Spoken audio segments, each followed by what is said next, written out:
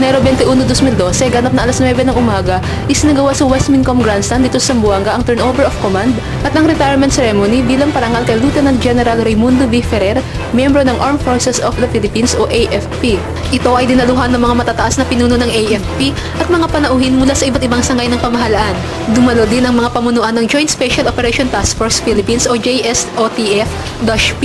Sa unang bahagi ng programa, pinangunahan ni Lieutenant General Jesse D. Deliosa, Chief of Staff ng AFP, sa tulong ni Mrs. Lilibar E. Ferrer, ang pagbibigay ng award kay Lieutenant General Raimundo B. Ferrer sa kanyang matagumpay na pamumuno sa Westmincom.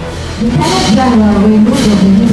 Ferrer was born on January 20, 1956 in Manila, commander of the 6th Infantry Division in Maguindanao, and commander of Eastern Mindanao Command based in Davao, prior to his assumption as commander in Western Mindanao Command.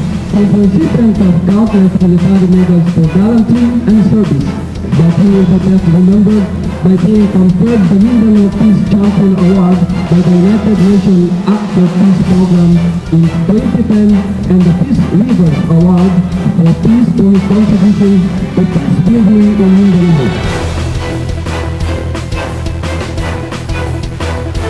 Ang mga nagawa nito ay isa-isang binasa ni Colonel Rolando G. Junco ng Philippine Air Force o PAF. Ang ikalawang bahagi ay ang seremonya na kung tawagin ay Change of Command.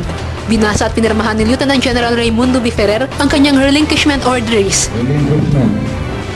Pursuant to Section 1, Paragraph 3, General Orders Number 40, General Headquarters Armed Forces of the Philippines, dated 19 January 2012, I hereby relinquish as Commander, Western Mindanao Command, Armed Forces of the Philippines, effective 21 January 2012, and I sign this in your presence.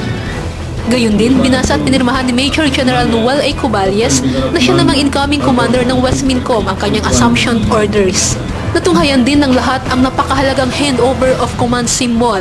Matapos na mailipat ang pamumuno ng Westmincom kay Major General Cubalies, ipinag-utos niya ang pagtataas ng kanyang personal flag Major, rest my personal flag, na nagtatakda ng panimula ng kanyang pamumuno. Siya ay nagpasalamat sa Pangulong Aquino, sa Secretary of National Defense Voltaire Gazmin, at kay Lieutenant General Deliosa sa pagtatalaga sa kanya bilang bagong pinuno ng Westmincom. We shall continue to be committed to our partners in peace and development in our area of responsibility by being reliable partner in nation building, developmental undertakings, and environmental protection. Sinabi naman ni Lieutenant General Deliosa na ang ganitong pagpapalit ay lubhang kailangan. Sa pagbabago ng pinuno, lumalabas ang mga bagong ideya at pumapasok sa hubong sandataan ang mga sariwang pamamaraan. Tinuri niya si Lieutenant General Ferrer sa marami nitong naitulong sa misyon ng AFP.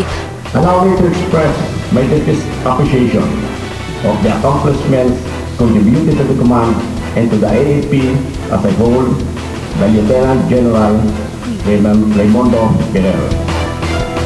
We salute you, sir, for inking once more in the pages of the Philippine history. At sa kabilang dako, inatasan niya si Major General Cubalies na pag-igihin pa ang pamamalakad sa Westmincom para sa misyon ng AFP. To make innovation, be visionary, and make your vision be put into reality. This will be a challenge on your part, and we are expecting much of you. So don't fail us. And the system that will already put in place would make the task less complicated. You will just do the finishing touches. Sa huling bahagi ay sinigawa ang retirement ceremony para kay Lieutenant General Ferrer. Sa kanyang valedictory address, sinabi ni Lieutenant General Ferrer na buong tapat niyang pinaglingkuran ang AFP sa loob ng halos 39 na taon at hindi siya naghangad ng kahit ano maliban sa matapos niya ang kanyang tungkulin sa AFP nang walang dungis ang paninindigan at karangalan. I may have failures in the past, but these are born out of frustrations. Even as I wanted to travel the right path and effect change, forces beyond my control prevented me from following what is moral. I am happy that as I retire, I can see a better AFP with President Aquino as the Commander-in-Chief at the helm of reform. I am also elated with the prospect of negotiated peace that the government is vigorously pushing with the MILF and the New People's Army.